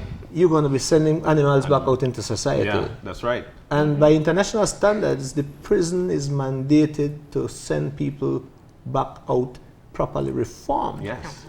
There's no guarantee that every single individual that has a stint with the prison will come back out reformed, but we have seen where it has. That's a critical point, I think, that you just said there. You know, what do you do if you are only having a punitive approach to a prisoner and they are released, they serve the time? What are you then putting back into the society? As hostile person. Doc, you want to say something on that towards that? I completely agree, and that's that really brings up a good point. Is I could certainly understand the sentiments of the family members and of the victims, but there is a human component to this, and that somebody that goes and does their time, and is reintegrated in society. We have two choices. We could either reintegrate them back into society to where they're going to come right back because they didn't, the prison was just, terrifying for them, or we can rehabilitate them and then end up with a 10% recidivism rate. Yeah. See, and I think that that's what people think. I think people think that it should be terrifying, that you don't want to break the log in, so you don't go back there. And I think it's also important to put in perspective. It is no holiday there. I mean, it is prison, and it is. One of the things, and I think, you know, I'm blessed to have been at the prison for the last 17 years, because remember, I've seen just about everything as it relates to prison. You remember back in 2009 was the last killing in the prison. And up to now, nobody has been convicted for that murder.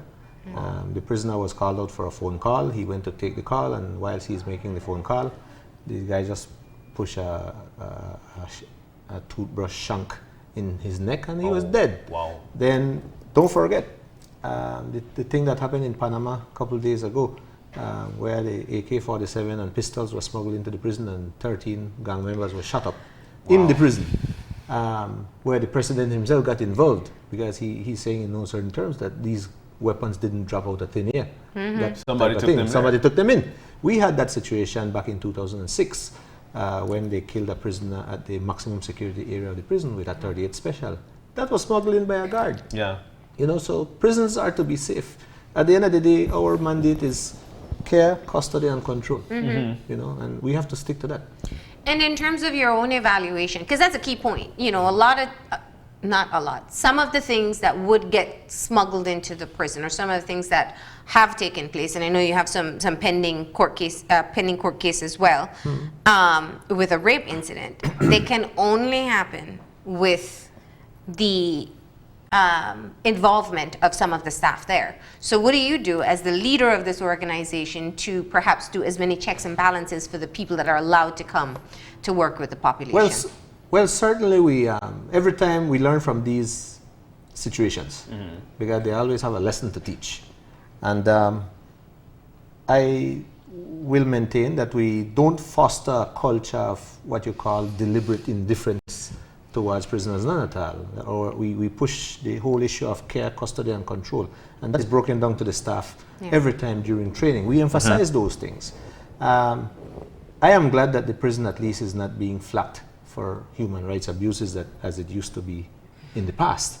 Because, you know, in the past I remember these guys would get their shin broken with a baton. In our prison we don't walk around with a baton. You know, sorry. I mean, it's a weapon, and it can really severely hurt a prisoner. So the mutual respect that Dr. Jarrod is talking about, that is what we push a lot. Treat people with respect for their inherent dignity. Yeah. And you have no problem there.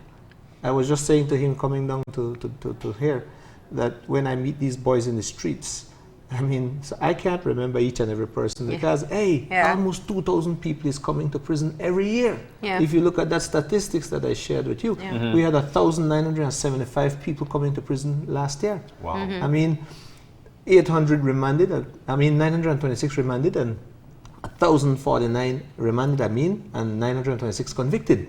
That's a lot of people. Yeah, it is. Every year. So how could I possibly remember each and every soul that I meet in the streets?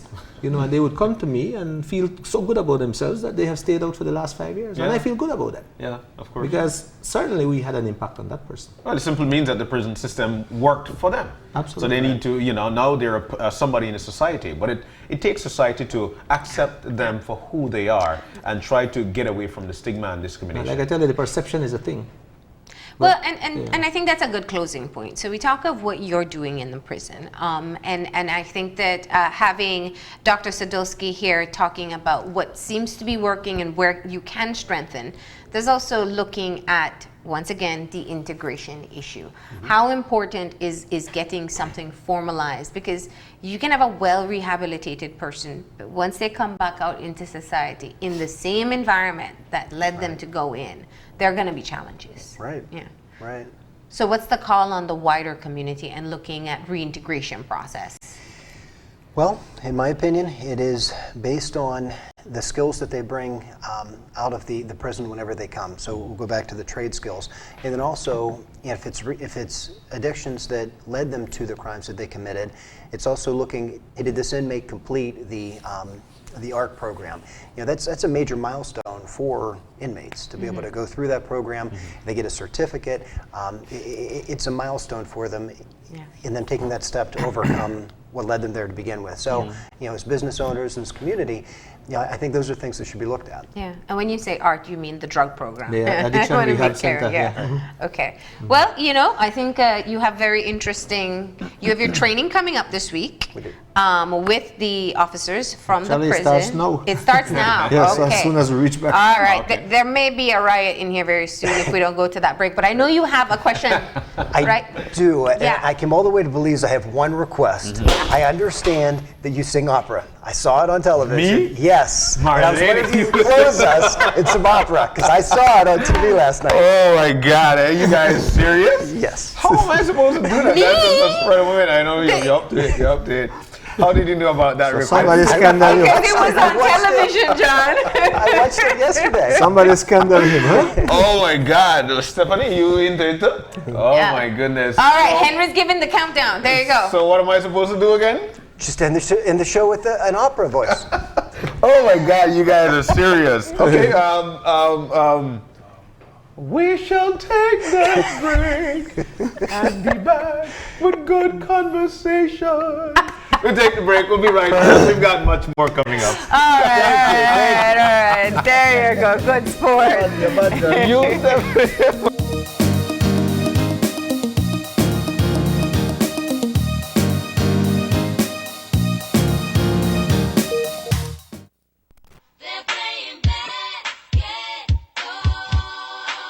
Pre-season talking is over.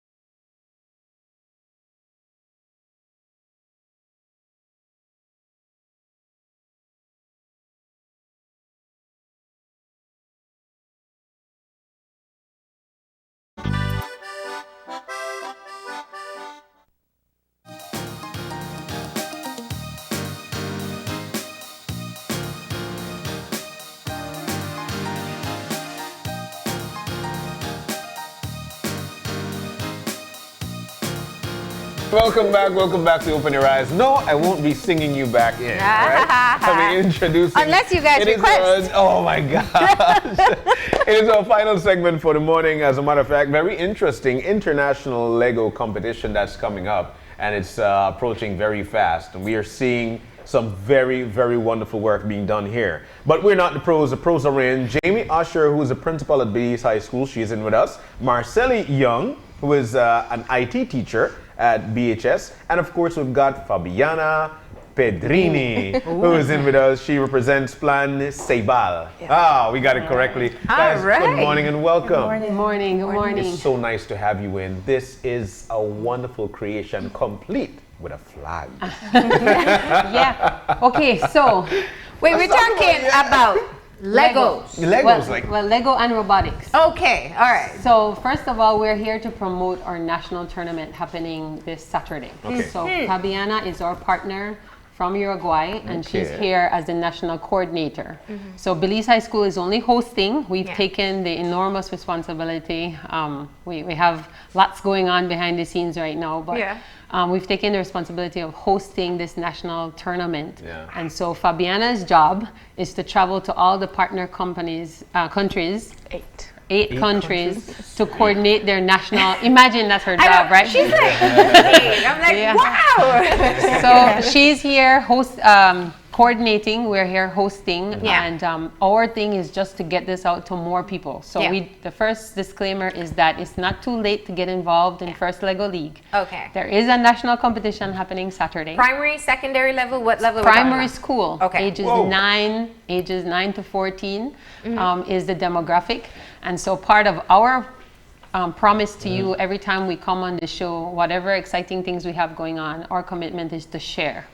So we share for debate, we share for high school robotics, and so true to our word, we're trying to promote elementary school robotics now. Nice. So you had to sing, so my first intro to what this exposure is that Miss Cuellar has to build. So I have... She's good at that. I actually love Legos. All right. Yeah, Did you know they never used to have Legos for girls? Now they're just starting to make them? Well, this is the big thing about why we lose girls at that critical age, because usually the toys divide them right away. So you either go Barbie or you go G.I. Joe, and G.I. Joe or Legos. Legs you into all of the Lego stuff. So I have in my hand all the pieces you need.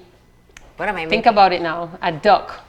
A duck? I won't limit you by showing you what it could look like, because I want you to use your creativity, your perspective, and I promise you there's no wrong answer. Okay. You can. I mean, it could be a duck of my imagination. Yes. Right. So we won't have the pressure on you. We'll just chat with him. But you remember the last duck you saw, and I promise you have all the pieces that you need there. I see an eye. So all right, so let's do it. So she can talk about more of what the responsibility is to coordinate. And once again, Fabiana, welcome to Belize. We hope this is the first country that you're visiting on your 8th.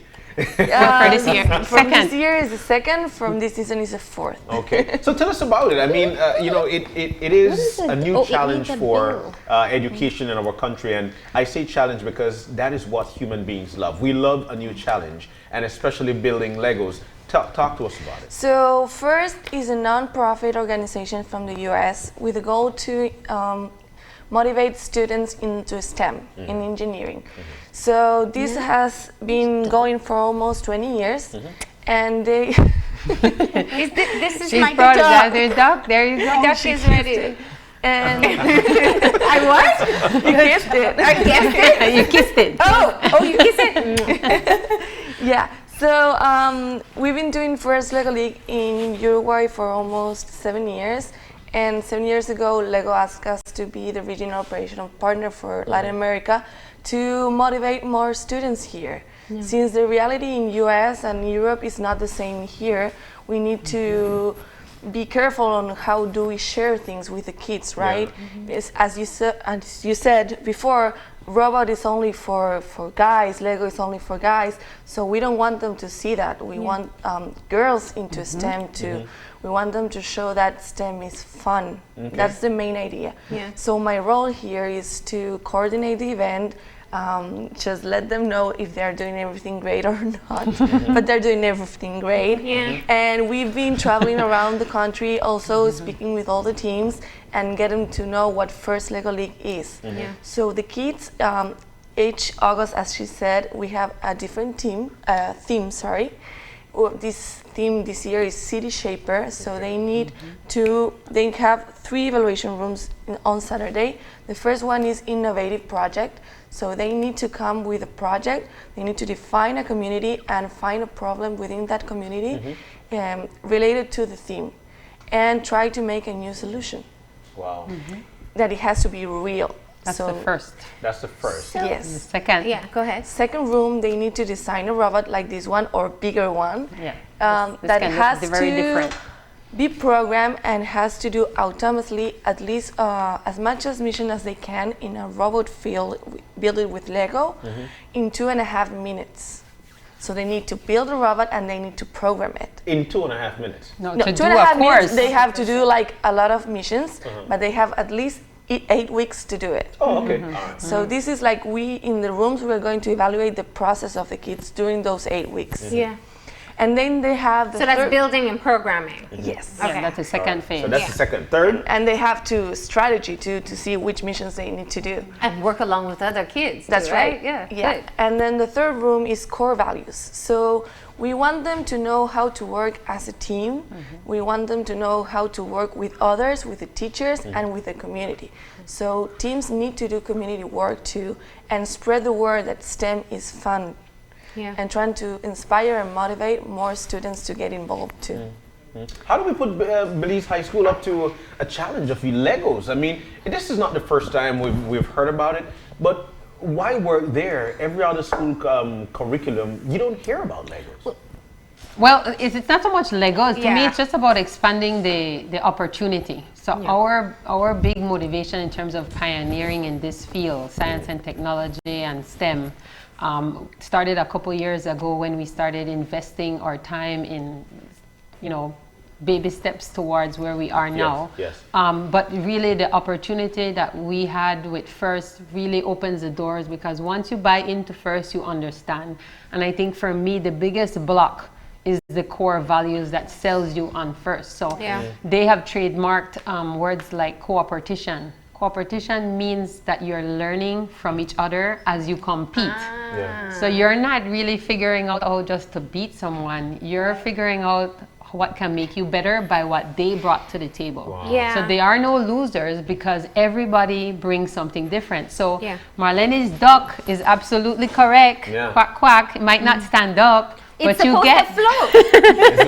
And that's the feet that go under the water. That's your Yeah. that's your imagination. Yeah. But so the things about what brought Lego into this robotic merge is that there has to be something where we are allowing kids younger and younger to discover and to impact and to innovate, so that the world they shape, city shapers, will literally rise above whatever we know now. So I didn't tell her what the duck could look look like. like, yeah. I just let her do her duck. Yeah. So the impact of the And as teachers, perhaps as basic as I could be. So that's I could be okay. more That's creative. okay. But that's where the impact of the mentors is Yeah. so important, and that's what Miss Young and my team at BHS is trying to spread, because we want to involve teachers along with the students. Well, see, I wanted to get that insight, because what's interesting to me is that the younger generation is just growing up naturally with a different skill set from we had. We needed actual, in fact, we didn't do Legos. We probably had, maybe the wooden ones instead when we were younger. But they have the games that already teach them some of these fundamentals. What is it like in terms of fostering this idea of innovation, and especially in a context like Belize, where we're kind of just at like the startup point? The role of a teacher has changed from being a content provider to more that of a mentor and guide. Pretty much you can find anything online, but excess of information is out there. So a teacher has to guide onto the students as to where you want them to go. In terms of innovation, our school in particular, our curriculum is very STEM-based, STEAM-based now. And so we try to incorporate innovation in every possible aspect, whether it's simply just brainstorming on ideas. In this example, this is somewhat of a mini hackathon. We've done hackathons before, where they have to think of the solution for a problem in their society. We met one of the teams, and a student that was watching the presentations had an idea. That student is not a team member whatsoever, and they're like, I wonder about the children who go to the park that are blind. What are they how are they supposed to know where everything is? So I said, as a mentor, I'm not going to say, well, you can do this, because that's not guiding their thought. So I said to them, well, what do you think needs to be done for that child? What would you do if you're the city mayor and you had all the resources, or you're the prime minister and you had all the resources? What would you do? And so they were like, well, I would build a park where, you know, when the children have visual impairment, well, they say blind, they hit with their sticks, and that's how they're here. So I would make the different parts of the park out of different materials so that they can hear. And I'm like, that's an excellent suggestion. And at your age of 9 and 10, you're thinking of this. I can see how you're going to develop this later on. Beautiful. Now, I can't begin to tell you how great that is, because what it does is immediately break the walls of the boxes that we try to force kids in all the time. You know, and it gives me an opportunity, Jamie, to point out that while BHS has worked on your robotics program with your school, you've also been expanding it to other children as well. And one of the things we love to do in this country is to put them on a scale, who's going to do better, who's from what area. When you get these children of 9, 10 years old together, how surprised are you in terms of the level of innovation that comes, no matter what school they go to? Well, I have to just first put out something, that the festival that we have on Saturday, first thing is that no team is identified by their school name. Nice. So the judges are not involved by, this is from this school and that is from that school. Second, it's a festival. So some of the clips that we had shared with your production team include real footage showing costumes. So you're just about playing up the element of fun while learning. So the judges have to dress up. So if you come on Saturday, that is free. Yes, and it's free. The public can come right at the gym. Anything creative. Anything. So they will see us in costumes. We have students who are high schoolers are actually having a Lego costume contest. Our student council is giving them a prize for a costume contest. But everybody has to have swag as a team. So you have your t-shirts, you have your hats, but then we dress up, because the whole point of it is that when they come to get judged, that we have to, you know, play down kind of the seriousness and just have them be comfortable, so that these kids walk into the room saying, okay, I'm confident in sharing my idea. And I think where BHS is really looking for, I guess, involvement, is that we are really extending any teacher from any elementary school, you know, come find out what we are doing. We're willing to mentor and guide. So for the summer camp that we're thinking about having, for example, we'll have a registration fee for the students, but the teachers can come and just, you know, spend that day with us at the camp to figure out what's going on, so that if they have to mentor, they can get involved, because, like I said, the impact that it will have for Belize with our young people will be phenomenal. We're not going to see it today. No, but paves the way. Fabiana, I think what is the critical point here is there's a change in our mindset that has to take place as adults, and especially as parents who have that direct contact, and teachers in the classrooms. How important is it that children nurture these types of skills from a very young age? Well, it's quite great, you know. This is not the youngest one. They have a younger one. Yeah, we have a younger one. There we have so we have first Lego League Junior Discovery from 4 to 6. Oh my gosh! When do we start? That's coming next year. First Lego League Junior from 6 to 10. First Lego League from 9 to 14 or 16 outside US. Then we have First Tech Challenge from 14 to 16, and First Robotic from 16 to 19 or 20 years. So they have every guide you through the process. So this can really impact with the kids, you know. It can bring more ideas to the country. We can have more professionals here and dedicating in the country, you know. Most of the kids, I don't know here, but in South America, they go to study elsewhere and they don't come back. So that knowledge is not coming back to our country. Same. I know, it is. It is. And it plays to how they graduate, because like this is my daughter's book. She gets Lego for fun, but with Lego Education, what they have done is they have put it now where the robot can communicate with the iPad. So it connects Bluetooth, but now all the instructions are digital. So this is how, you know, True to Form, Lego and FIRST coming together is an actual, you know, brilliant combination, because now, and they build this faster than the older kids. We had a race for the robot, because this comes in pieces. It's all in Lego pieces. So that's the Lego. That's the Lego. Yes. So the only this brick is the only thing that comes intact, but somebody designed how that will shape up.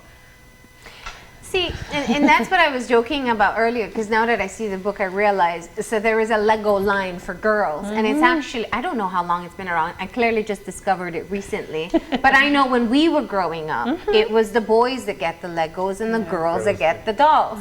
Now, what this has led to is lower involvement of participation of women in engineering. And Fabiana is an engineering student. Fantastic. And you know, it takes me back. There's this really fascinating entrepreneur. She found herself being the only female engineering student in all of her classes. And so she went back and she created a line of dolls. It's called Goldie Blocks. And it is showing girls, and it's a doll, but engineering that is does cool. engineering work. So we've identified the problem globally. I mean, this is one way we can get to address it locally. So all of that to say, how is our girls, what's the level of involvement from our girls? Well, it depends on each country. In Uruguay, we have more girls than boys in the FLL teams. For our team, we always have a great interest from both boys and girls. We try to balance it off. Right now, well, when we started our IT program, because we are a high school that offers an IT as a major, we had 4-2 in terms of boys to girls. But now, in our junior major, it's an even split, boys and girls. And some of the young ladies are more talented in the technical aspect, and we encourage that as well. Not to say that we don't encourage our boys, because we want them to be a balance, but try to take out, one of the things I start off the semester in saying is there is no gender in IT, because the work has to be done, and we use your strengths. Your strength may be physical, your strength may be intellectual, but we use your strengths, and it goes back to the teamwork and collaboration. So in our robotic team, we had 2 girls and 3 boys that went to represent. In the hackathon, we had a national winner, all girls. An all-girls team. And they incorporate the same knowledge and concept of what we learn in robotics, in programming, into everything that we do. So it's not isolated in the way we instruct at our school, and we try to encourage other schools to do that, not isolate IT and technology from everything else, because it should be blended into everything. That's true. But if I could just share, I know Miss Young and I have spoken about this, so we agree. Part of the I guess the continued push to have boys and girls work together is that when they get older and the team is for real and you have to listen to one another, learning to respect one another is an important part. So as female leaders in this field, we have to remember that, you know, the boys may be intimidated for reasons beyond for their past impact. So when you get older and as a man you can accept that the woman has a fair opinion, it opens the door for a lot better collaboration, because you're not coming with some preconceived, oh, she's a girl, she doesn't know what she's doing. So what are you guys seeing then? Because then I love the thought process. I love the fact that this is the way forward, and I'll brag, by the way. My daughter is an engineering student. Just to show it up. Good. You don't look like you're old enough to have a daughter who's an engineering. She's 19 going on 20 this year. Nice. So, yes. So, what is the thought process? What have you guys been seeing, especially being a part of Belize High School over the past few years? What are we seeing in today's day and age with the children that are coming in? Are the females much more open to speak their mind? But are the males much more open to accept that they're able to speak their mind? And that's one of the reasons we are catering to elementary school, because Yes. it's culture and it's condition. We have to change them And we younger have to and change younger. Of course. So in the high school, by the time we get them in the high school, they're open because they're going through teenaging experience together. It's a whole new experience for them together. Yes. And so we want to make sure that that starts even lower. Because in very lower level primary school, boys and girls blend in everything. It's as they get older, we start separating them. Yeah. And so We, now it's the kind of merging them adults, back do it. in. Yeah. This is definitely one way to do it. When we saw the different teams in the different districts doing it, there's no separation of boys and girls. There is none. We adults are the ones that are enforcing and separating that. So if we take that component out, then there's not the stigma of girls, boys, girls in STEM or in IT, boys in STEM and IT. Yes, we want to empower our young ladies, but we don't forget our boys in the process either. It has to be a balance. And if I could offer, what we do see when we do international exposure is that we see the need to continue to promote on our end. So it is a tremendous responsibility, and we can't thank everyone who has come in to help us promote this and to support it. But we see that Belize can be just as competitive, but we have to keep at it. It's not something we can let down. It's not something we could say, oh, we're just poor little Belize, we're third world. When we go out there, we realize that we are actually at an advantage more often than not with the countries that show up right there side by side with us. So, you know, like we had a discussion yesterday about an innovation project with the parents, and their problem was traffic. Congestion, and she had a good laugh because she's like, if you come to my country, it's 3 million people, you know, then you will see traffic. or if you go to LA and you don't move a spot in an hour and a half, then you will see traffic. So in terms of perspective, I think this is why we do our best to put the international, it has to go where you can't stay where you are and stay enveloped. You have to go and see what's there. Need the exposure. The promotion of the innovation project that I like is that while it can include an existing solution, your twist has to be there. So it's not about traveling to Finland or Greece or Singapore and coming back and say, this is how they do it there. It's about traveling there and say, that's what's working there. How can I bring that solution and bring it to make it my own so that it can make Belize better? Because they have things that we don't have. You know, so meat pie for breakfast was a completely new experience for Fabiana. You know, so and even if you do rural urban dynamic in Belize, if you get like a school from Ladyville coming in, they're gonna have different solutions for someone maybe but in the big middle push is that Lego does not end at the competition date. You have to keep promoting it. And so we do have to acknowledge the mayor of Belmopan, Mayor Khaled Belail. He right away, he got excited like you, and he right away, he was like, you know, I'm in this, I'm sold. And for him as the mayor of the capital city and the bustling that's happening on the outskirts of Belmopan, there is a real need for proper planning, sewage, drainage, everything. And that's what this project exposed the 100 kids to this season. But we can't wait to hear what's happening August 1st when we hear what they'll learn next.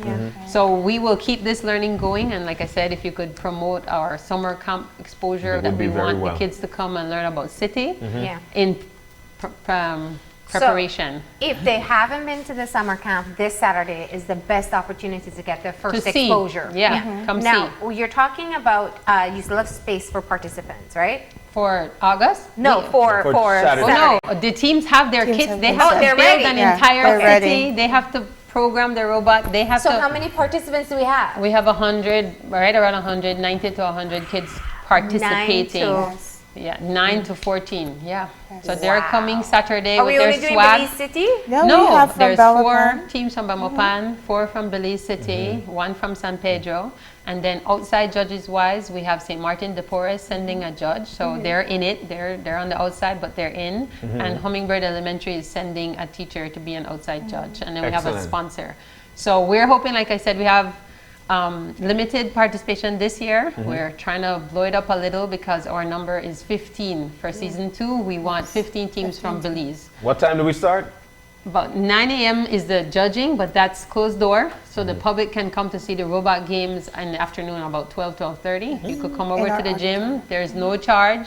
Free. Come you on walk in, and hopefully it's a festival of the eyes and You're gonna be People wild. are going You're to be gonna in be wild. costume, so, you know, dress up if you want. So, and then the team that wins this trophy, 10 students up to 2 mentors, travels We'll win to... that trophy? It's Yes, a trophy. this is You a didn't trophy. see that? You Yes, win I that saw it trophy. afterwards. So you But I get didn't- to... I thought they were going to build something Am I like gonna that. break it? No, you won't. You No, won't break okay. Lego. You can travel to Houston, or they will travel to Houston. The winner. to represent Belize in the national or the world championships. Houston, we coming. Yes. So Belize has a spot already. It's just to decide which 10 people will go with their 2 teachers, and so.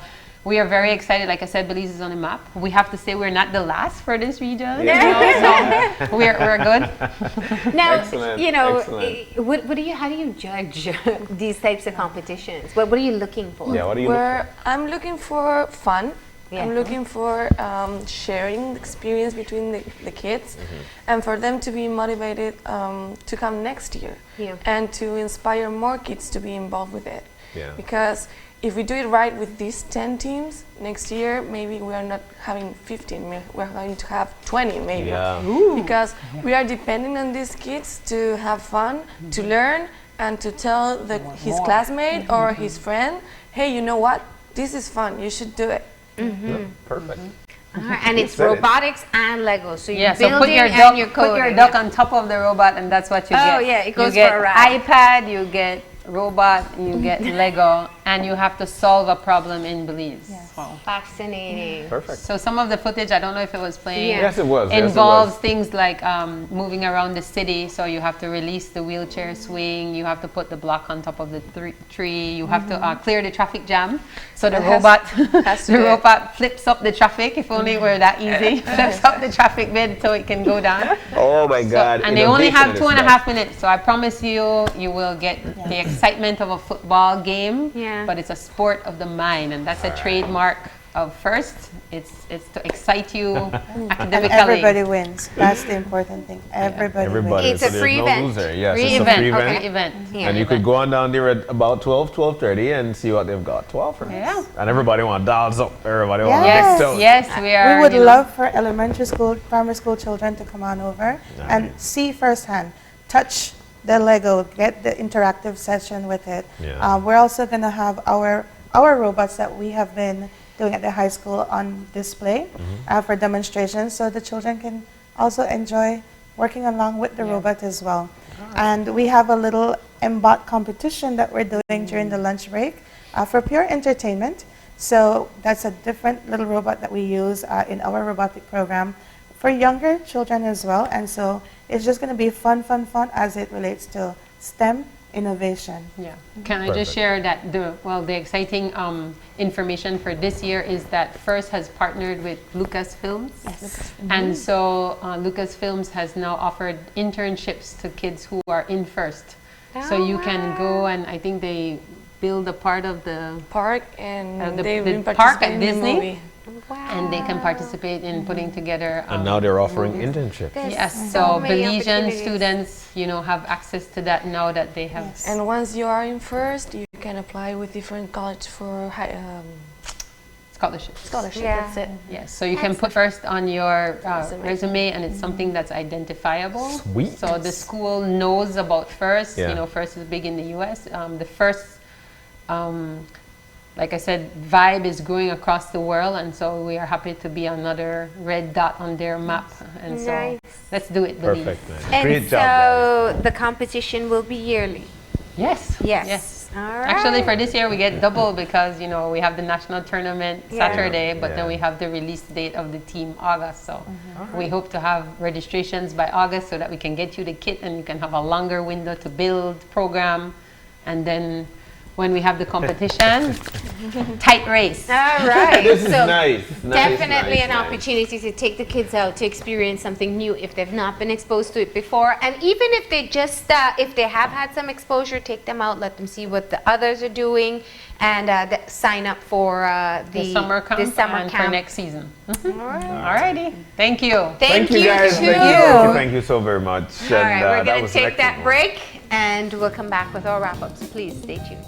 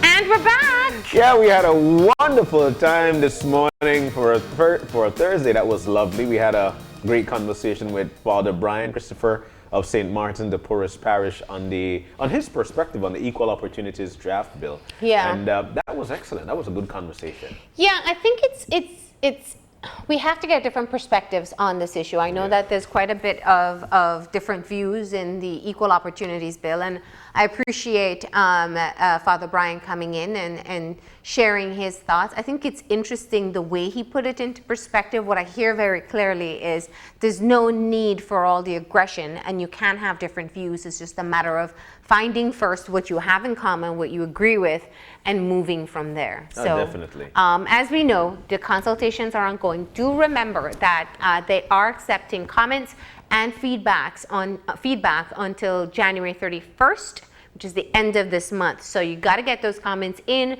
to the National AIDS Commission, I believe. You can contact them and they will have the information as to where to submit your comments. So if there's anything that you want to question, challenge, even just say that you do support, send that in to them as well. I love that it's so open and you are able to give your perspective on how you feel about the Equal Opportunities Draft Bill. Yeah. And then we also want to say a big thank you to Virgilio Maria, who is the CEO at the Colby Foundation, and Dr. Jared Sadulski. We had a great conversation with them on prison reform, challenges and successes of the Belize's prison system. That was a wonderful one as well. So thank you guys so very much. And also, thank you to Jamie, Marcelli, and Fabiana. A lovely conversation on International Lego Competition. One of them coming up this Saturday. It's going to be a wonderful time. It's going to be right here at Belize Elementary School at their gym. And they want for you to go on out and check it out somewhere around 12:30. You go there, it's free of cost, and see how innovative our students can be. Yeah, I do love this concept so much. I love that Belize High School has taken the initiative to spread it beyond just their school. Yes. Learning about robotics, learning about coding, learning about this type of technology, or encouraging younger children to be to get the interest going with STEM or STEAM careers is so important, and that's exactly what competitions like this allow them to foster. So if you're in Belize City, you definitely want to check that out. It starts at 9. They're saying the better time to go is in the afternoon when they're going to have the competitions. Yes. And if you can't make it, get in touch with them and find out how you can sign up for the summer camps starting in August. Parents, do not limit your children. Try to push them as much as possible, and they could provide to us, the country actually, a better tomorrow. Any questions, any concerns, folks, drop us a line. We're at oye@channel5belize.com. You can also drop me a line at marlene_oye@channel5belize.com. Once again, I do want to mention to you that we do have some very important information that we'll be sharing. We have recently received new details about the Lev Derman case and the ties to Belize and the allegations that have been put forward so far in terms of providing money to government officials. We have some brand new details that we will be releasing today. You can look forward to that in our 6:30 newscast. And we'll also have some updates on the News 5 Facebook, so you can check that out. And speaking of Facebook, we actually want to encourage you to find us, follow us, and join in the conversation there. This morning we had Martin Rodriguez from North Carolina and Winston Wagner from Atlanta. Sherilyn Young from Tennessee, Miguel Canton from Cancun, just people who are beyond Belize's borders, still wanting to stay in touch. We do appreciate it. And to all the other viewers as well, and those of you at home and those of you streaming online. Definitely. And for the behind the scenes, you can always check us out Nice. on our Instagram page at OIE Belize. You can check us out there. But you could join us again tomorrow when you open your eyes to start your morning right. As per usual, keep your eyes, your mind, and your hearts open. We'll see you soon. Enjoy your day, Belize. I got it.